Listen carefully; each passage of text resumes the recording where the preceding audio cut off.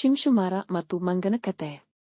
ಒಮ್ಮೆ ಗಂಗಾ ನದಿಯ ತಟದ ಬಳಿ ದೊಡ್ಡ ಮರವಿತ್ತು. ಆ ಮರವಿನಲ್ಲಿ ಒಂದು ಚತುರ ಮಂಗ ವಾಸಿಸುತ್ತಿತ್ತು. ಅದು ತಿನ್ನಲು ರುಚಿಯಾದ ಫಲಗಳನ್ನು ಹೊಂದಿತ್ತು ಮತ್ತು ಮಂಗ ದಿನವೂ ತಿನ್ನಿ ಸಂತೋಷವಾಗಿ ಕಾಲ ಕಳೆದೀತು. ಆ ಮರದ ಹತ್ತಿರದ ಕೊಳದಲ್ಲಿ ಒಂದು ಮೊಸಳೆ ವಾಸಿಸುತ್ತಿತ್ತು. ಅದನ್ನು ಶಿಂಶುಮಾರಾಯೆ ಎಂದು ಕರೆಯಲಾಗುತ್ತಿತ್ತು. ಮೊಸಳೆ ದಿನವೂ ತೀರದ ಬಳಿ ಬಂದು ನೀರಿನಲ್ಲಿ ಸುಳಿದು ಹೋಗುತ್ತಿದ್ದಿತು. ಒಮ್ಮೆ ಮಂಗವು ಮೊಸಳೆಗೆ ಮಾತಾಡಿತು, ನಾನು ನಿತ್ಯ ಫಲ ತಿನ್ನುತ್ತೇನೆ, ನೀನು ಏನು ತಿನ್ನುತ್ತೀಯಾ? ಮೊಸಳೆ ಉತ್ತರಿಸಿತು, ನಾನು ಮೀನು ತಿನ್ನುತ್ತೇನೆ. ಇದರಿಂದ ಅವರಿಬ್ಬರೂ ಸ್ನೇಹಿತರಾದರು. ಮಂಗ ದಿನವೂ ಮೊಸಳೆಗೆ ಹಣ್ಣನ್ನು ಕೊಟ್ಟು ಸಹಾಯ ಮಾಡತೊಡಗಿತು. ಮೊಸಳೆಯು ಹಣ್ಣುಗಳನ್ನು ತಿನ್ನುತ್ತಾ ತನ್ನ ಮನೆಯಲ್ಲಿ ಈ ಕಥೆಯನ್ನು ತನ್ನ ಹೆಂಡತಿಗೆ ಹೇಳಿತು.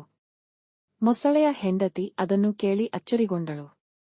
ಈ ಮಂಗ ಹಣ್ಣುಗಳನ್ನು ತಿನ್ನಿ ಬಹಳ ಸಿಹಿಯಾದ ಹೃದಯವನ್ನು ಹೊಂದಿರಬಹುದು ಎಂದು ಮೊಸಳೆಯ ಹೆಂಡತಿ ಬಯಸಿತು. ಮೊಸಳೆ ತನ್ನ ಹೆಂಡತಿಯ ಮಾತನ್ನು ಕೇಳಿ ಮಂಗನನ್ನು ಭೇಟಿ ಮಾಡಲು ಯೋಚಿಸಿತು.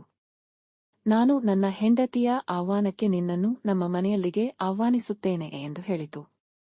ಮಂಗ ಮೊಸಳೆಯ ಜೊತೆ ಹೋದಾಗ ನದಿಯ ಮಧ್ಯದಲ್ಲಿ ಮೊಸಳೆಯು ತನ್ನ ಯತ್ನವನ್ನು ಬಹಿರಂಗಪಡಿಸಿತು, ನಾನು ನಿನ್ನ ಹೃದಯವನ್ನು ತೆಗೆದು ನನ್ನ ಹೆಂಡತಿಗೆ ನೀಡಬೇಕಾಗಿದೆ.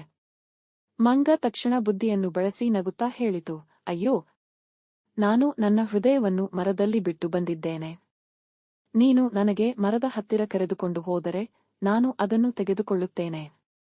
ನಿಷ್ಕಳಂಕ ಮನಸ್ಸಿನಿಂದ ಮೊಸಳೆ ಮರದ ಬಳಿ ಹೋದಾಗ ಮಂಗ ಜಿಗಿದು ಮರದ ಮೇಲೇರಿತು ಮತ್ತು ಹೇಳಿತು, ನಿನ್ನ ಮೋಸವನ್ನು ತಿಳಿಯದೆ ನಾನು ನಿನ್ನ ಜೊತೆ ಹೋಗಿದೆ. ಆದರೆ ಈಗ ನಾನು ಸುರಕ್ಷಿತ.